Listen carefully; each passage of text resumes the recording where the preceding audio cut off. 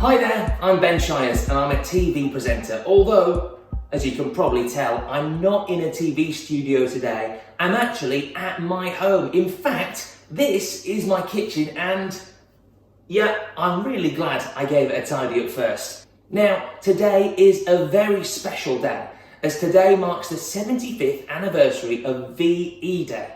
Hands up, who knows what that means? Well, VE Day stands for Victory in Europe Day, when the Second World War came to an end in Europe. The war was still being fought in many other parts of the world, including in Asia, but people still felt that VE Day was a momentous occasion worth celebrating.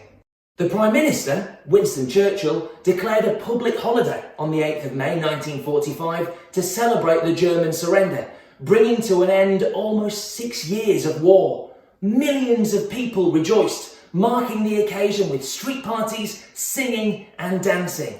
The VE Day celebrations continued well into the night, with people across the country coming together, lighting bonfires and dancing in the streets.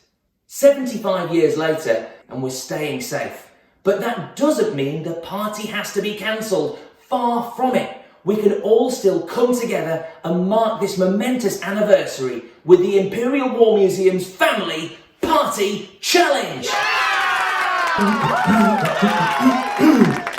Yeah, don't worry, this may be a dance challenge, but you don't have to copy any of my moves. Our friends over at Jitterbug Jive have put together a special dance tutorial video, and you can find that over on our YouTube channel. You can get there even quicker by clicking on the link below this post. And please do remember that whilst Imperial War Museum's doors are closed, we still want to hear from you guys. So please show us your skills in the thread or the comments below by posting a snapshot or a video of some of your dance moves. We'd love to see them, and let us know how you'll be celebrating VE Day 75 too. Can't wait to hear it. For now though, keep dancing!